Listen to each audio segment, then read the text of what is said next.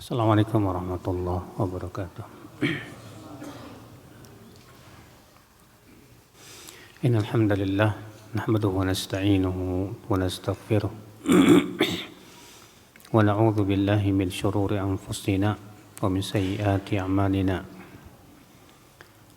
Man yahdihillahu fala mudilla lahu wa man yudlil fala hadiya lahu. Wa asyhadu an la ilaha illallah wahdahu la syarika lahu wa asyhadu anna Muhammadan abduhu wa rasuluh. Qala Allah Ta'ala fi kitabihil karim, ya ayyuhalladzina amanu taqullaha haqqa tuqatih wa la tamutunna illa wa antum muslimun, amma ba'd.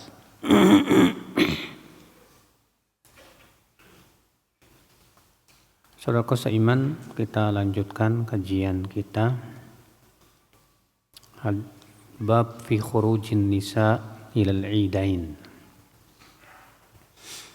Bab tentang keluarnya para wanita menuju dua hari raya. An Ummi Athiyyah radhiyallahu anha qalat, amarana Rasulullah sallallahu alaihi wasallam an nukhrijahunna fil fitri wal adha al awatiqa wal huyyada wa dhawatil khudur fa amma al huyyadu fayatazilna as-salah wa yashhadna al khaira wa da'watal muslimin. Qultu ya Rasulullah, ihdana la yakunu laha jilbab. Qal litulbisha ukhtuha min jilbabiha. Dari Ummu Athiyyah, semoga Allah meridainya, ia berkata, Rasulullah SAW memerintahkan kami untuk mengeluarkan mereka di Idul Fitri dan Idul Adha. Itu al-awatiq. Al-awatiq artinya al-abkar, perawan ya. Wal huyyad, dan wanita-wanita haid. Wa dhawatil khudur, dan wanita dalam pingitan. Kalau al-awatik ya, bedanya dengan dhawatil khudur. Sebagian ulama mengatakan al-awatik itu adalah wanita yang mendekati balik. Kalau dhawatil khudur yaitu sudah balik dia. Fa'amal huyyad fayatazilna shalah. Adapun wanita haid, maka mereka meninggalkan sholat. Artinya tidak sholat. Dalam riwayat yang lain fayatazilnal musalla. Mereka menjauhi tempat sholat. Wa yashhadnal khaira wa da'watal muslimin, dan menyaksikan kebaikan dan seruan kaum muslimin. Aku berkata, wahai Rasulullah, salah seorang dari kami tidak memiliki jilbab. Apa itu jilbab? Jilbab itu artinya baju kurung yang besar, Pak, yang menutupi seluruh tubuh. Itu jilbab. Jadi jilbab ya beda dengan kerudung. Kalau kurdung itu ya dalam bahasa Arab itu khimar, jamaknya khumur. Makanya ayat kerudung dengan ayat jilbab beda, Pak. Ayat jilbab itu di surat Al-Ahzab ayat 59. Sedangkan ayat kerudung itu dalam surat An-Nur. Wal yadribna bi khumurihinna. Makanya salah ya ketika memaknai jilbab itu sebagai apa? Kerudung ya. Makanya ada orang yang pakai kerudung, saya udah pakai jilbab. Sementara celananya celana pensil, Pak. Ya, kita katakan Anda baru pakai kerudung, belum pakai jilbab. Ya. Kata Ummu Athiyyah, wahai Rasulullah, salah seorang kami tidak memiliki jilbab, bagaimana? Kata Rasulullah SAW, litulbisha ukhtuha min jilbabiha. hendaklah saudarinya memakaikan pakaian dari jilbabnya.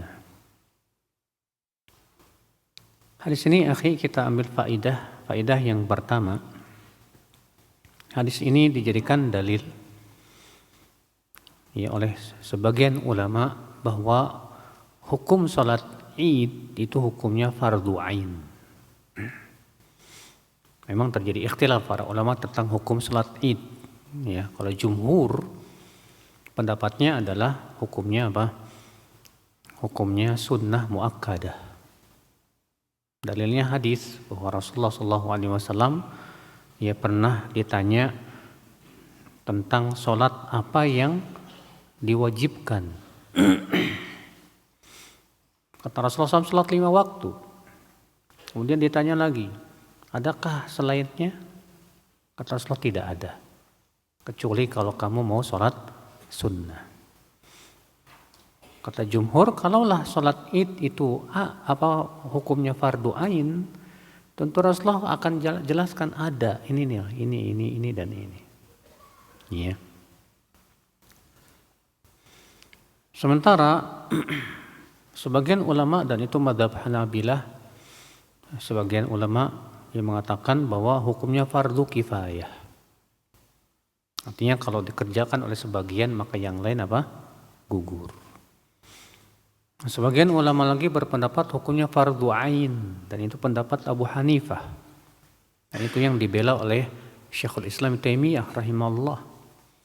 Demikian pula yang dibela oleh Imam Asy-Syaukani. Demikian pula Syekh Muhammad bin Shalih Al-Utsaimin rahimahullah. Ya. Dan ini kata Syekh Utsaimin, ini insyaallah pendapat yang paling kuat. Ya.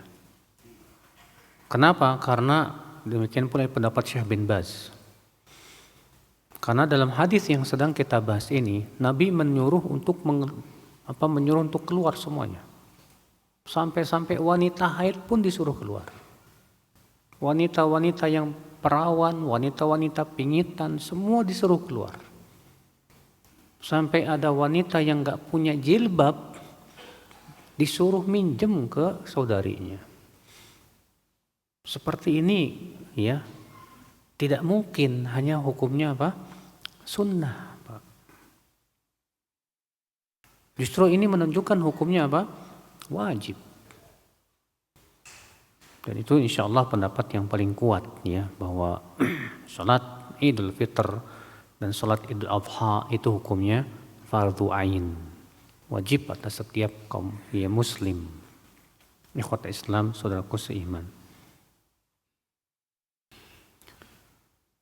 Faedah yang kedua ya akhi yang bisa kita petik dari hadis ini.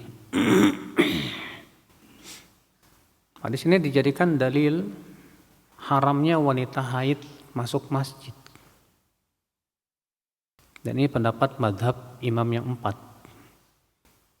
Ya, Malikiyah, Hanafiyah, Syafi'iyah dan Hanabilah. 4 madhab ini sepakat bahwa wanita haid tidak boleh masuk ke dalam masjid. Di antara dalilnya mana hadis ini, Pak? Karena di situ disebutkan fa ammal huyyadu fayatazilna shalah wa fi riwayatin fayatazilna musalla. Adapun wanita haid maka mereka menjauhi salat. Dalam satu riwayat yang lain maka mereka menjauhi tempat salat. Dan sholat Idul Fitri di mana Pak? Di lapangan apa di masjid? Di lapangan. Iya. Di situ disebut musalla, tempat sholat. Berarti itu memberikan faidah bahwa semua tempat sholat wanita haid tidak boleh dia tinggal di situ. Maka itu pendapat jumhur ahli ilmu. Demikian pula berdasarkan sebuah riwayat bahwa Nabi SAW sedang berada dalam masjid. Lalu Nabi bersabda kepada Aisyah, "Ya Aisyah, nawilinil khumrah." Hai Aisyah, tolong ambilkan khumrah.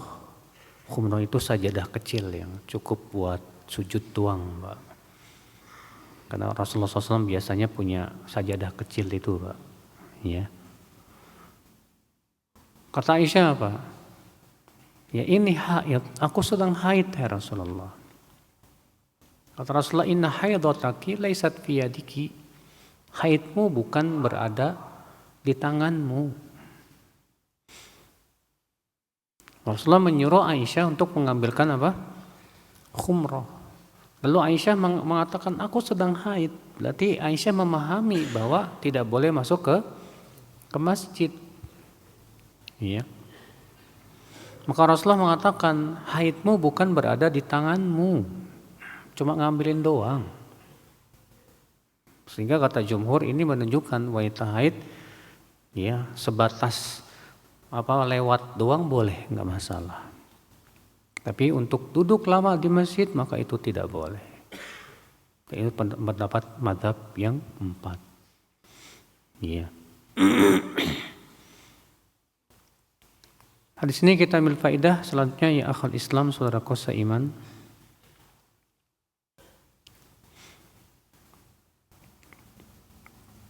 Yaitu wajibnya ya seluruh kaum muslimin untuk menghadiri salat Idul Adha dan Idul Fitr.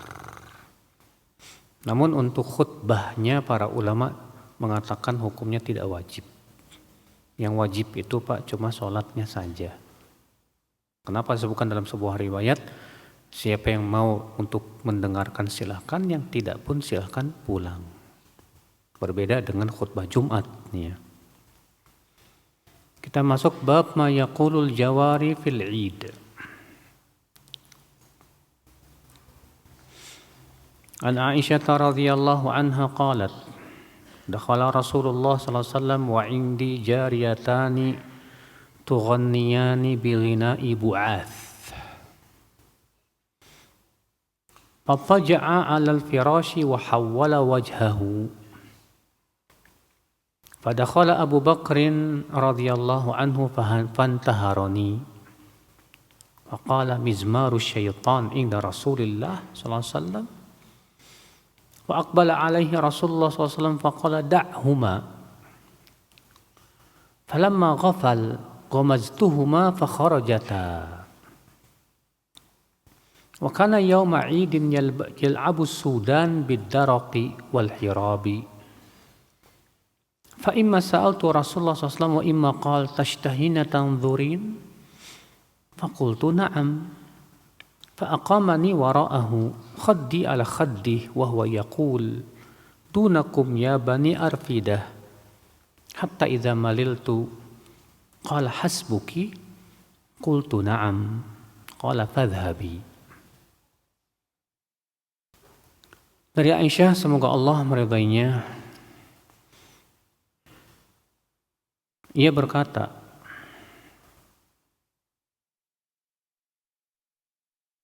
kata Aisyah radhiyallahu anha, Rasulullah SAW masuk kepadaku, itu ke rumah Aisyah radhiyallahu anha. Sementara di sisiku ada 2 jariyah, anak wanita, yang bernyanyi dengan nyanyian bu'ath. Dan beliau berbaring di atas ya kasurnya dan memalingkan wajahnya. Lalu Abu Bakar pun masuk dan membentakku. Seraya berkata, ada seruling setan di sisi Rasulullah. Maka Rasulullah pun menghadap kepada Abu Bakar dan berkata, biarkan keduanya, hai Abu Bakar. Iya, dalam satu ayat yang lain, sesungguhnya setiap kaum itu memiliki hari raya. Dan ini hari raya kita umat Islam.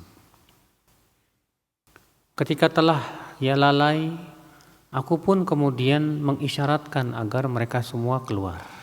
Selesai. Dan adalah di hari raya orang-orang Sudan biasanya mereka bermain dengan darok. Ya, darok itu artinya perisai yang terbuat dari kulit, Pak. Darok namanya. Wal hirab. Hirab itu artinya tombak. Artinya mereka bermain ya, orang-orang Sudan itu dengan tombak dan perisai. Aku yang meminta kepada Rasulullah atau Rasulullah yang bersabda, kamu ingin melihat, hai Aisyah? Artinya kamu mau enggak melihat permainan mereka itu, orang-orang Sudan.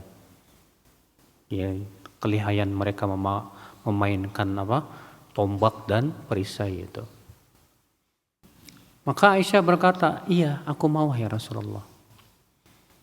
Maka Rasulullah pun menyuruhku berdiri di belakangnya. Pipiku menempel di pipinya. Dalam keadaan Rasulullah bersabda, dunakum ya bani Arfidah.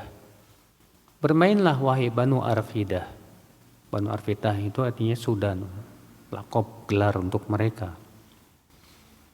Sehingga ketika aku telah bosan, Rasulullah SAW bersabda, sudah cukup? Aku berkata, iya sudah.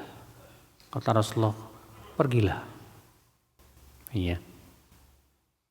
Ikhwata Islam, saudaraku seiman, rahimani wa rahimakumullah jami'an. Dari hadis ini ya kita ambil faidah. Hadis ini menunjukkan disunnahkan idharus surur yaumal id, memperlihatkan kegembiraan pada hari raya. Ya. Karena itu merupakan perkara yang disyariatkan, Pak, memperlihatkan kegembiraan itu. Sebagian orang di hari raya malah tidur aja kerjaannya. Ya. Tidak memperlihatkan kegembiraan sama sekali. Yang tidak sesuai sunnah. Bahkan Nabi SAW punya baju khusus untuk hari raya dan untuk menerima para utusan, para tetamu. Maka itu termasuk sunnah ya, mengkhususkan baju khusus untuk hari raya. Dan diantaranya diperbolehkan anak kecil bernyanyi dan memukul rebana. Sebagian orang akhwal Islam, saudaraku seiman, berhujah dengan hadis ini membolehkan musik secara mutlak. Membolehkan alat musik secara mutlak dan nyanyian. Saudaraku seiman, ketahuilah ya. Pertama, bahwa di sini Rasulullah SAW mengizinkan mereka, dua wanita anak kecil itu, untuk bernyanyi dengan memakai rebana khusus untuk hari raya. Kenapa? Karena Abu Bakar mengingkari. Bahkan Abu Bakar mengatakan apa? Seruling setan di sisi Rasulullah. Dan Rasulullah tidak mengingkari ucapan Abu Bakar ini, Pak. Tapi kemudian Rasulullah memberikan alasan. Biarkan hai Abu Bakar, karena setiap kaum itu memiliki hari raya. Dan ini hari raya kita umat Islam. Ini dalam ilmu usul fikih namanya illatun qasirah. Ilat yang terbatas.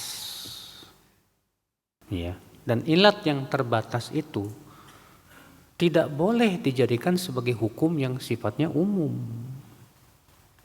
Berarti pembolehannya hanya sebatas di hari raya. Demikian pula dibolehkan di hari pernikahan. Ya. Karena Rasulullah mengizinkan itu. Dan itu pun yang diizinkan hanya apa, Pak? Duf, rebana saja. Tidak yang lainnya. Ikhwata Islam, saudaraku seiman. Maka dari itu hadis ini tidak bisa dijadikan hujah. Bolehnya alat musik secara umum, boleh kapan saja, tidak bisa. Kita hanya mengatakan boleh, itu pun hanya khusus rebana, dan itu pun hanya khusus di hari raya, demikian pula hari pernikahan. Akhwat Islam, saudaraku seiman. Oleh karena itu ya, Ibnu Taimiyah rahimahullah berkata, "Fa fi hadzal hadits bayanun anna hadza lam yakun min adatin Nabi sallallahu alaihi wasallam wa ashabihi al-ijtima' alaihi. Wa li hadza samahu as-Siddiq mazmurus syaitan. Wan Nabi sallallahu alaihi wasallam aqarra al-jawari alaihi mu'allilan bi annahu yaum 'id. Wasighar yurakhas lahum fil la'ab wal fil a'yad. Dalam hadis ini terdapat penjelasan bahwa itu bukan termasuk kebiasaan Nabi Shallallahu Alaihi Wasallam dan tidak pula para sahabat. Oleh karena itulah ya Abu Bakar menamainya sebagai seruling setan. Dan Nabi Shallallahu Alaihi Wasallam membiarkan anak wanita itu untuk ya bernyanyi dengan memakai rebana dan memberikan alasan bahwa itu adalah hari raya. Sementara anak kecil memang diberikan rukhsah, boleh mereka bermain di hari raya. Jadi yang memainkannya juga siapa? Anak kecil, bukan orang dewasa.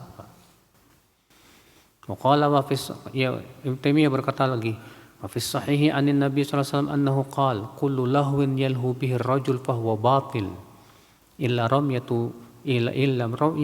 ramyatun biqausihi wa ta'dibuhu farasahu wa mula'abatu imra'atihi.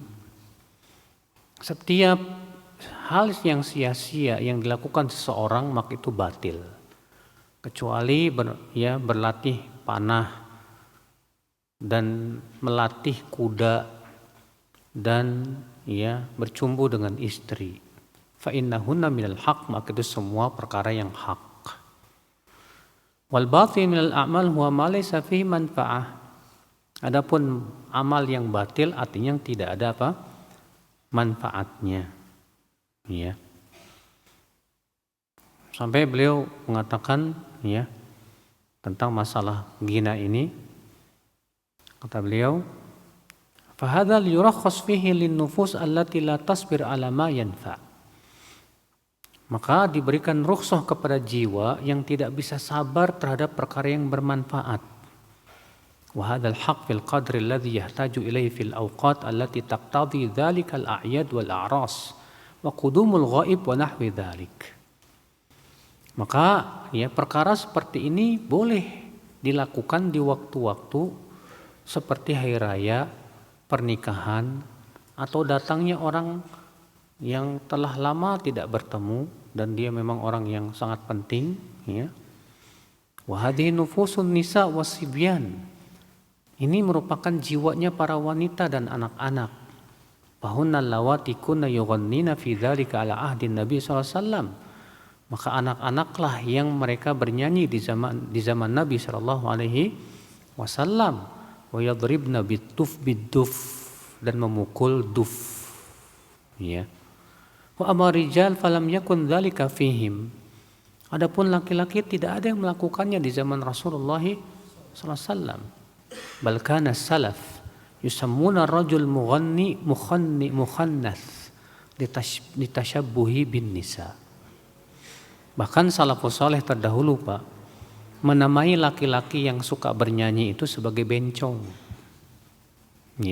Kenapa? Karena dia menyerupai wanita. Tuh lihat, penyanyi wanita itu dinamai oleh salafus saleh sebagai apa? Bencong.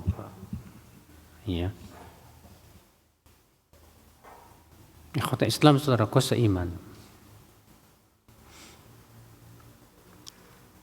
Dan mungkin sebagian orang ada yang berkata, oh berarti hadis ini menunjukkan bolehnya nyanyian dong. Ghina, karena si wanita tersebut bernyanyi. Dua anak wanita tersebut. Jawabnya Pak, bahwa dalam satu riwayat disebutkan laisa tabi mughanniyatain. Dua anak wanita ini bukanlah penyanyi. Bukan apa? Bukan yang suka bernyanyi. Cuma pada waktu itu di hari raya. Karena di hari raya memang diizinkan hal-hal seperti itu. Sehingga kembali kepada kaidah tadi, bahwa sesuatu yang dibatasi dengan hari raya, demikian pula hal kegembiraan seperti pernikahan tidak bisa dijadikan hukum secara umum. Akhal Islam saudaraku seiman. Nah ini akhal Islam, sehingga hadis ini tidak bisa dijadikan hujah bagi sebagian orang yang mengatakan katanya boleh nyanyian dan musik. Di sini kita ambil faedah selanjutnya, saudaraku seiman. Nah, di sini menunjukkan bolehnya seorang wanita melihat laki-laki dengan syarat tidak dengan syahwat. Kenapa? Karena Rasulullah mengizinkan Aisyah untuk melihat orang-orang Sudan itu apa? Bermain. Rasulullah mengatakan tashtahina tanzurin, kamu mau melihat? Kata Aisyah, mau ya Rasulullah.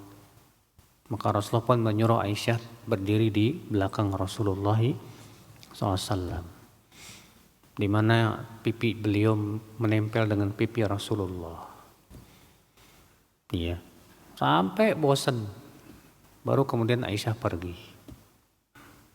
Berarti Aisyah melihat kepada laki-laki Sudan yang sedang apa? Memainkan hirab. Sehingga kata Ibnu Hajar ini menunjukkan khusus untuk wanita saja, tidak untuk laki-laki. Kalau laki-laki haram mutlak. Kalau perempuan boleh, tapi itu pun diberikan syarat, tidak dengan syahwat. Ya. Kita masuk ke sholatul musafir. Pembahasan tentang musafir. Siapa sih musafir itu, Pak? Itu orang yang melakukan safar. Terjadi ikhtilaf para ulama ya tentang batasan safar. Menjadi beberapa pendapat. Ya. Jumhur ulama berpendapat bahwa batasan safar itu 48 mil, sekitar 80 kilometer atau lebih. Ya.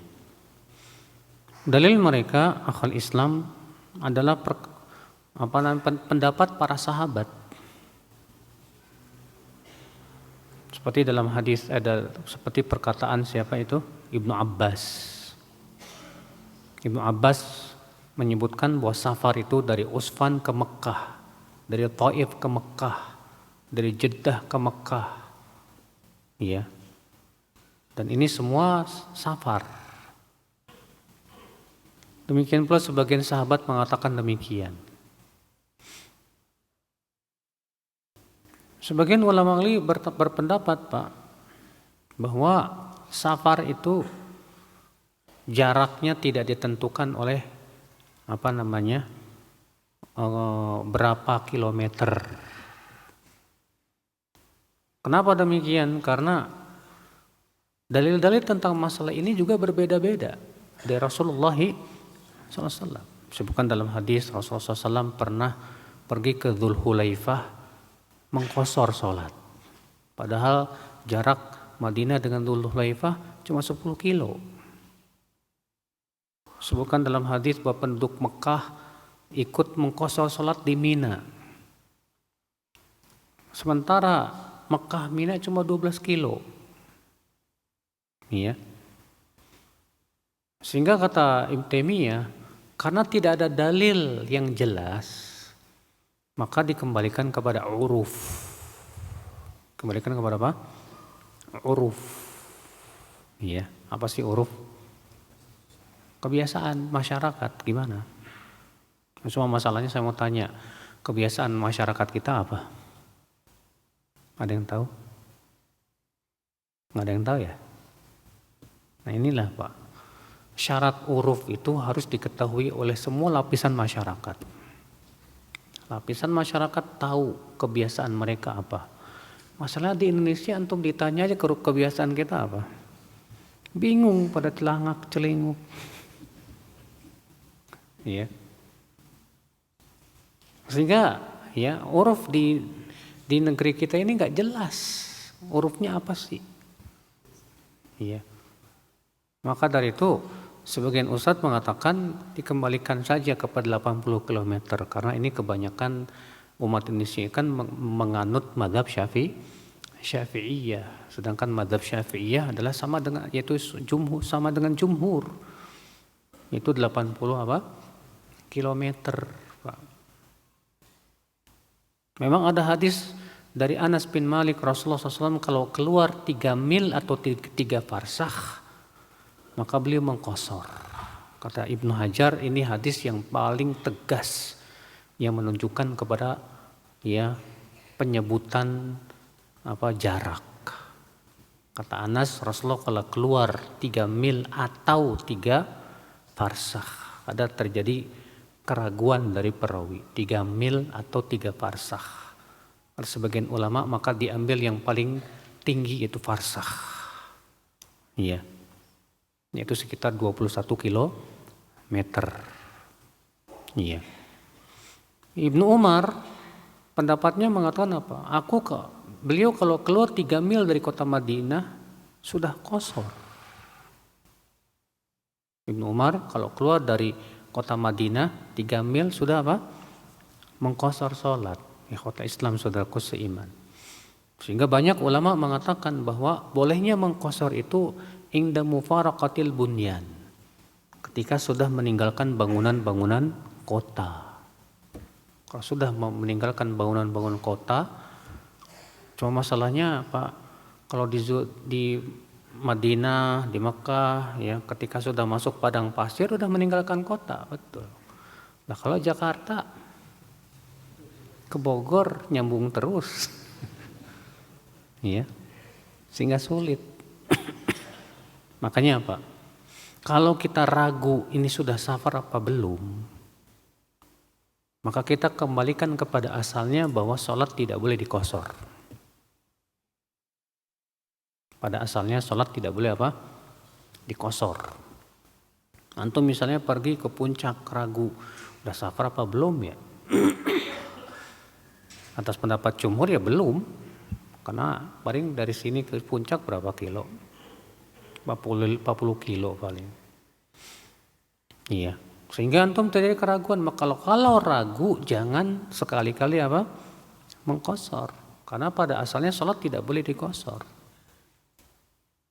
Kalau antum pergi ke Surabaya semua sepakat itu safar.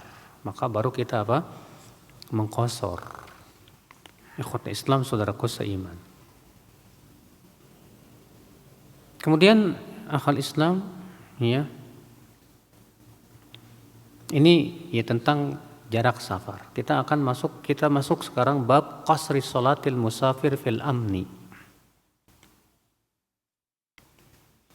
Bab qasar sholat musafir saat aman. Apa qasar, Pak? Qasar itu artinya mengurangi jumlah rakaat. Ya. Khusus yang 4 rakaat jadi apa? 2. Kalau maghrib dikosor enggak? Enggak.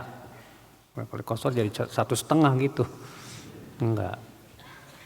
Subuh kosor enggak? Subuh juga enggak. Iya.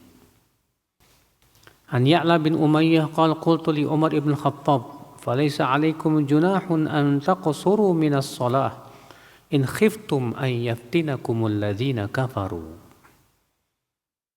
Faqad aminan nas. Faqala ajibtum mimma ajibta minhu fasa'altu Rasulullah SAW an dzalik. Faqala sadaqatun tasaddaqallahu biha 'alaikum faqbalu sadaqatahu. Dari Ya'la bin Umayyah dia berkata, aku bertanya kepada Umar bin Khattab tentang ayat ini. Falaisa 'alaikum junahun an taqsuru minas shalah. Tidak ada dosa atas kalian untuk mengqasar salat. In khiftum ay yaftinakumul ladzina kafaru. Jika kalian takut atau khawatir untuk difitnah oleh orang kafir. Di situ Allah menyebutkan bolehnya qasar kalau takut dari orang kafir. Sementara kita sudah aman. Bagaimana ini? Kata Umar, aku juga merasa heran seperti kamu. Maka aku bertanya kepada Rasulullah SAW. Maka Rasulullah bersabda, itu sedekah yang Allah sedekahkan buat kalian. Maka terima saja sedekah Allah itu. Iya. Hadis ini menunjukkan Pak, yang pertama,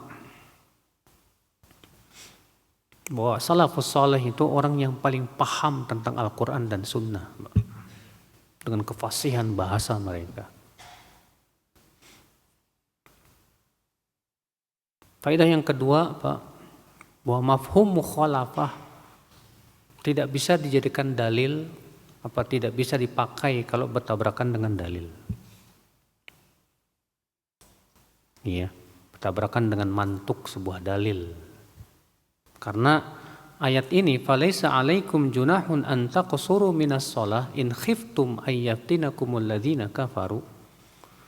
Tidak ada dosa untuk kalian mengqasar salat jika kalian merasa khawatir untuk difitnah orang kafir.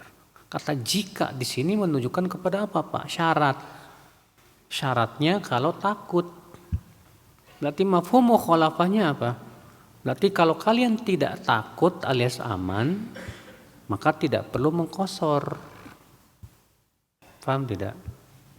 Tapi mafhum mukhalafah ini tidak bisa dipakai. Mafhum mukhalafah ini tidak bisa dipakai. Kenapa? Karena ada dalil yang menegaskan bahwa mafhum mukhalafahnya tidak bisa dipakai. Maka Umar bertanya kepada Rasulullah tentang hal ini. Maka Rasulullah sabda, itu sedekah dari Allah, terima saja. Kemudian kata-kata Rasulullah, faqbalu shadaqatahu, terimalah sedekah Allah. Ini dijadikan dalil oleh sebagian ulama, Pak, bahwa qasar itu wajib. Sebagian ulama, ini pendapat Syekh Albani rahimahullah, iya, mengatakan ini hadis menunjukkan bahwa mengqasar saat safar itu wajib. Kecuali kalau kita sholat di belakang imam yang mukim, maka tidak boleh qasar. Dengan ijma' para ulama. Iya. Adapun kalau kita tidak sedang sholat berjamaah di belakang imam mukim, menurut sebagian ulama mengatakan apa? Wajib qasar. Dalilnya apa? Hadis ini. Karena Rasulullah memerintahkan faqbalu shadaqatahu, terimalah sedekahnya. Ini perintah, sedangkan perintah pada asalnya menunjukkan apa kata mereka? Wajib. Iya. Mereka juga berdalil dengan bahwa Rasulullah SAW tidak pernah sekalipun safar melakukan sholat secara sempurna. Tidak pernah sekalipun. Setiap safar selalu qasar. Kalaulah itu hukumnya sunnah, kata mereka, tentu Rasulullah akan contohkan sekali untuk menyempurnakannya, Pak. Iya. Itu hujah-hujah orang yang mengatakan apa? Bahwa mengqasar sholat itu hukumnya wajib. Sementara jumhur ulama mengatakan mengqasar itu hukumnya apa? Sunnah saja. Kenapa? Karena itu rukhsah, keringanan. Ya. Keringanan saja. Sementara keringanan itu hukumnya bukan sesuatu yang sifatnya apa? Wajib. Dan itu yang dipahami oleh oleh Utsman bin Affan, Aisyah radhiyallahu anha, di mana Utsman beliau menyempurnakan sholat ya ketika haji di Mekah. Aisyah radhiyallahu anha juga menyempurnakannya ketika safar. Iya. Allahu a'lam. Dan itu pendapat jumhur. Ya, selama kita bisa mengqasar, apa susahnya sih, Pak? Kan lebih enak mengqasar. Lebih sesuai dengan sunnah Rasulullah SAW, lebih sesuai dengan perbuatan Rasulullah SAW. Kalaupun itu dikatakan rukhsah, bukankah Allah suka untuk didatangi rukhsahnya? Sebagian disebutkan dalam hadis, innallaha yuhibbu an tu'ta rukhasuhu. Allah itu suka rukhsah keringanannya itu didatangi, dilakukan. Iya. Udah, Masya Allah, Alhamdulillah, itu keringanan, Pak. Cuma masalahnya, Pak, qasar itu ilatnya apa? Sebagian orang memahami ilatnya adalah karena adanya masyaqqah, kesulitan. Kita katakan salah. Sebab kalau ilatnya masyaqqah, berarti orang yang sedang sakit tidak safar boleh mengqasar dong. Karena adanya masyaqqah. Makanya yang benar, ilat qasar itu adalah safar. Ilat qasar itu apa? Safar. Maka orang sakit tidak boleh mengqasar, tidak? Tetap tidak boleh. Iya. Kalau menjama', na'am, nanti akan dibahas insyaallah.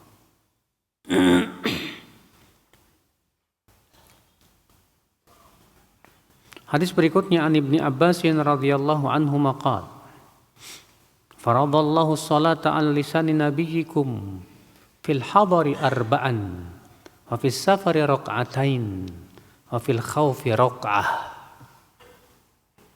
Dari Ibnu Abbas, semoga Allah meridhoinya, ia berkata, Allah mewajibkan salat melalui lisan Nabi kalian untuk yang tidak safar 4 rakaat, untuk yang safar 2 rakaat, dan untuk dalam keadaan khauf, ketakutan, boleh 1 rakaat. Iya. Dan ini ucapan Ibnu Abbas dijadikan hujah pula Pak oleh Syekh Albani yang menunjukkan bahwa mengqasar itu hukumnya apa? Wajib. Kenapa? Karena Ibnu Abbas mengatakan faradallah, Allah mewajibkan apa? Salat untuk yang mukim 4, untuk yang safar 2. Berarti kata mereka ini menunjukkan qasar wajib, bukan sunnah. Ya, ini khilaf masyhur di kalangan para ulama tentang hukum qasar, apakah wajib atau sunnah. Ya. Bab ma tuqsar fihi sholatu minas safar. Bab ya tentang jarak qasar, mengqasar salat dari safar, artinya kapan boleh mengqasar. An Anas bin Malik radhiyallahu anhu qala shallaitu ma'a Rasulillah sallallahu alaihi wasallam adh-dhuhra bil Madinati arba'an wa shallaitu ma'ahu al-asra bi Dzil Hulaifati raq'atain.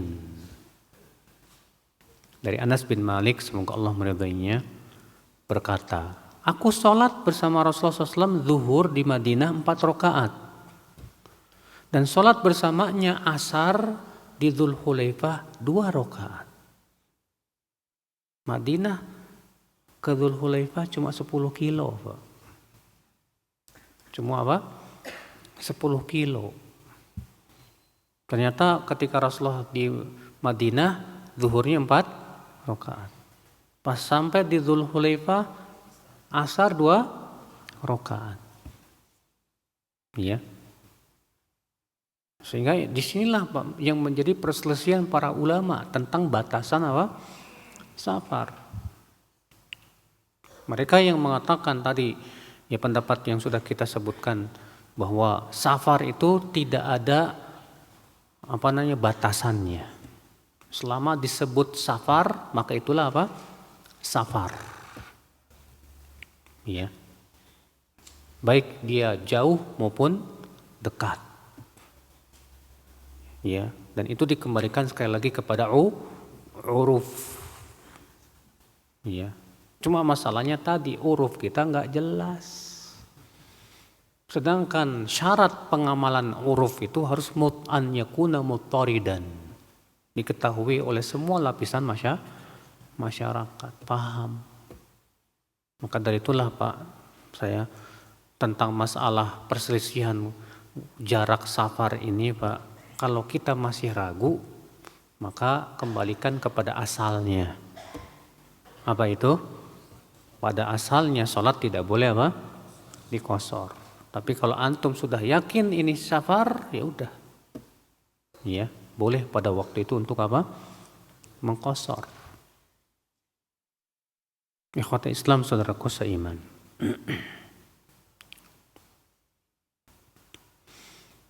Bab qasri shalah fil hajj. Bab mengqasar salat saat haji. An Anas bin Malik qala kharajna ma'a Rasulillah sallallahu alaihi wasallam min al-Madinati ila Makkah fa shalla rak'atain hatta raja. Qultu kam aqama bi Makkah?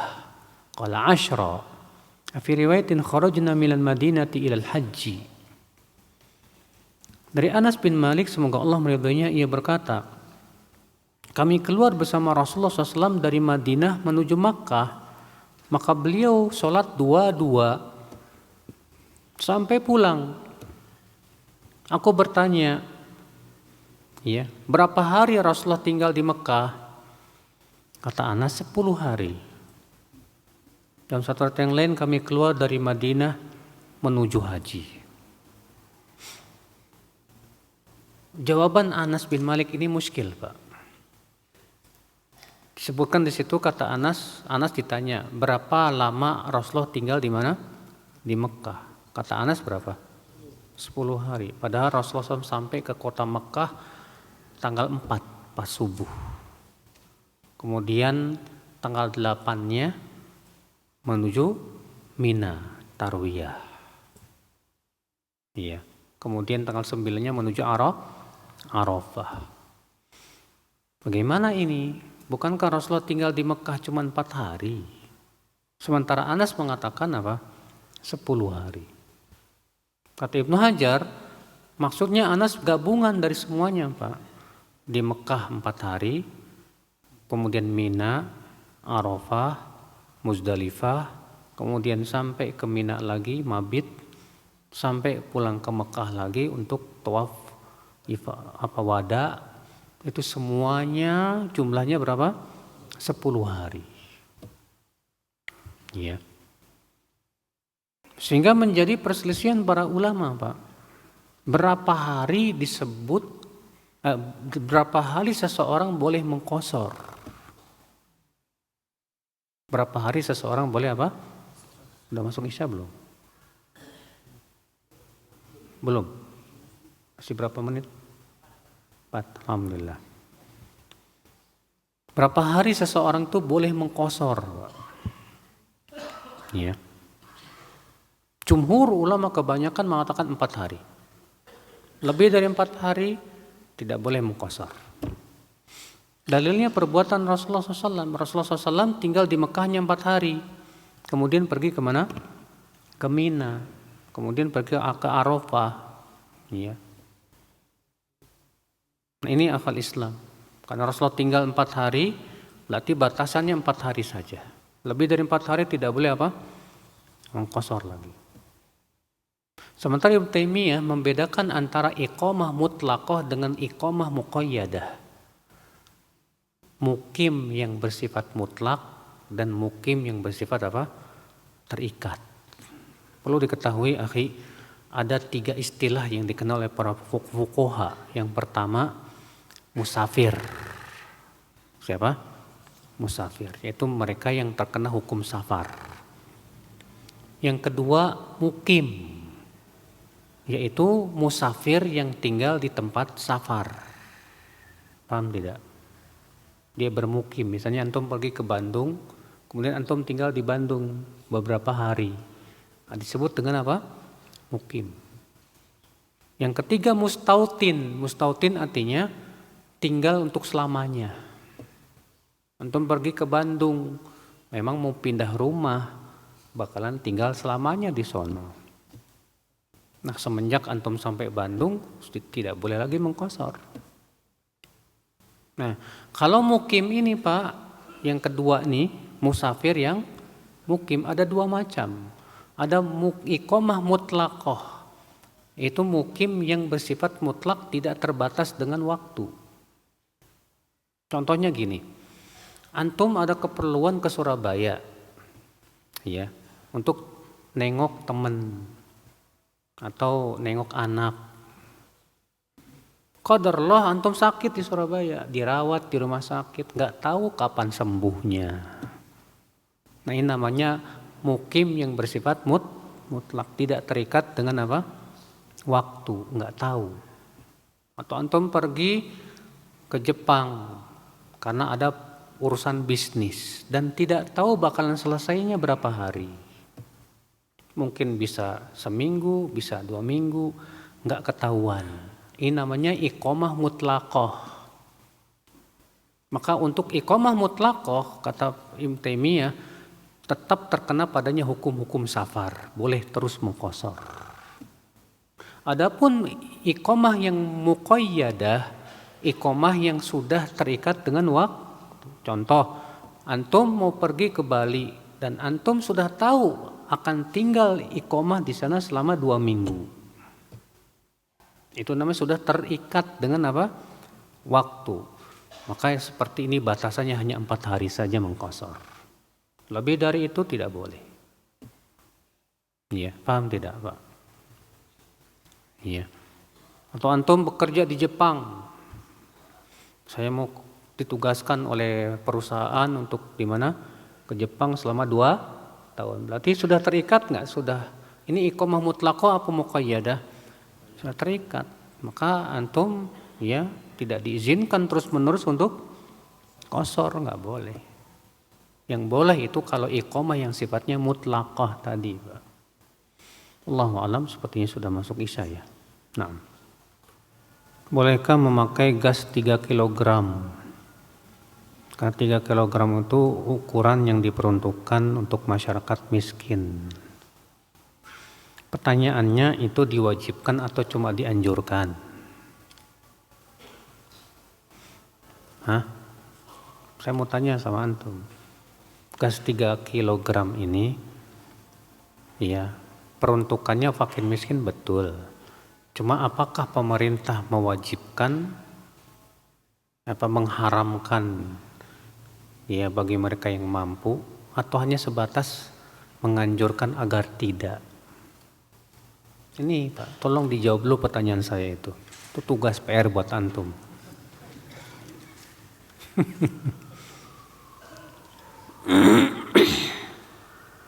Bila hari raya Idul Fitri bertepatan dengan hari Jumat, apakah sholat Jumat tetap dilaksanakan? Tetap. Untuk para pengurus masjid tetap memberikan fasilitas Jumatan. Namun bagi mereka yang mau Jumatan silahkan, yang enggak juga enggak apa-apa. Karena disebutkan dalam hadis begitu. Ya. Faman syaa'a an yujammi falyujammi wa inna lamujammi'un, kata Rasulullah. Siapa yang mau Jumatan silahkan. Adapun kami tetap melaksanakan apa? Jumatan. Jadi bukan diliburin, Pak. Sebagian masjid diumumin Jumatan libur gitu. Iya. Karena Rasulullah mengatakan adapun kami tetap melaksanakan apa? Jumatan, walaupun tidak wajib untuk didatengin gitu. Cuman pihak DKM hendaknya memberikan fasilitas ada Jumatan. Ya. Bila sholat Id di halaman masjid, apakah perlu sholat tahiyat masjid? Sebagian ulama dari Hanabilah mengatakan bahwa untuk sholat Id di masjid tidak disyariatkan sholat tahiyat masjid. Sebagian ulama mengatakan begitu, seperti yang disampaikan oleh Syekh Saleh Al-Utsaimin. Ya. Namun wallahu alam, keumuman hadis masuk kepada kapan saja kita masuk masjid. Karena Rasulullah SAW sabda, "Idza dakhala ahadukumul masjid fala yajlis hatta yusalliya raka'atain." Apabila salah seorang dari kalian masuk masjid, maka janganlah ia duduk sampai apa? Salat 2 rakaat. Hadis ini umum. Pokoknya setiap masuk masjid. Ya.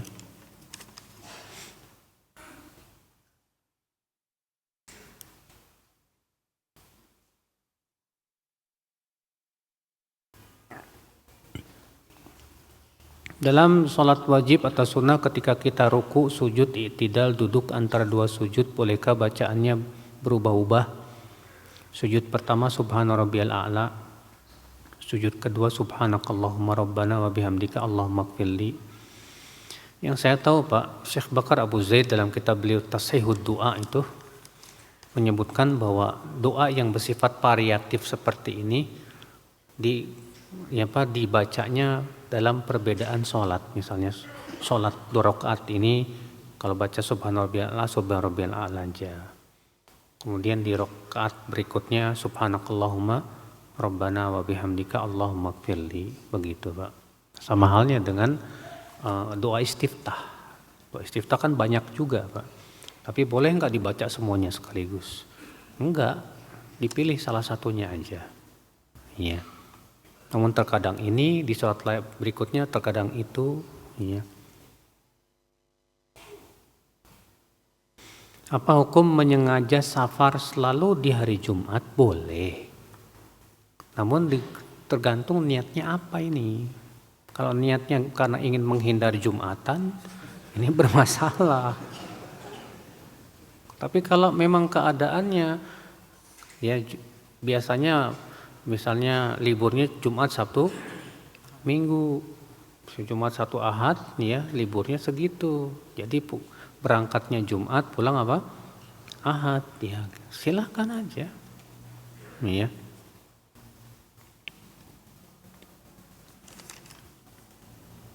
Karena Umar bin Khattab mengatakan begitu, al-jumu'ah la tamna'us safar. Jumat itu tidak mencegah apa? Safar. Memang yang kalau ngikutin sunnah, Rasulullah biasanya berangkat hari Kamis. Tapi itu tidak wajib, Pak. Hukumnya sunnah saja.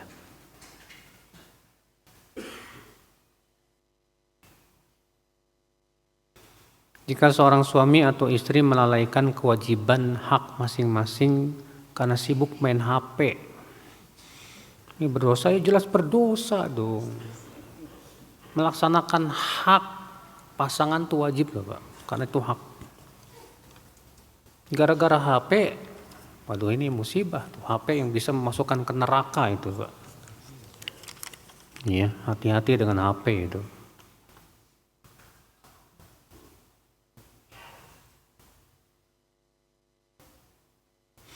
Tadi Ustadz katakan tidak mengapa seorang wanita melihat laki-laki jika tidak dengan syahwat. Bagaimana kalau hanya suka dan demen? Itu namanya syahwat. Kalau sudah kata-kata suka, demen, ini syahwat namanya.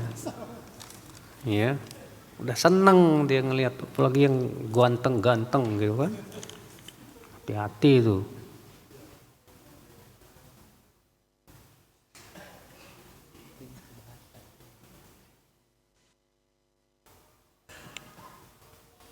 Apakah hukum akhwat direkam suaranya baca Quran diupload di medsos? Sebaiknya jangan, Pak. Sebaiknya apa? Jangan. Makanya kan tidak disyariatkan seorang wanita menjadi imam. Kalaupun jadi imam sesama mereka, tidak disyariatkan untuk dikeraskan sampai kedengaran kemana-mana. Hanya untuk mereka saja. Bolehkah mengqadha sholat sunnah qobliyah subuh di waktu duha? Boleh. Bahkan dalam riwayat Imam Ahmad, Rasulullah memang menganjurkan mengqadha qobliyah subuh itu setelah matahari terbit. Ya. Demikian, subhanakallah bihamdik, asyhadu an la ilaha illa anta astaghfiruka wa atubu ilaik. Assalamualaikum warahmatullahi wabarakatuh.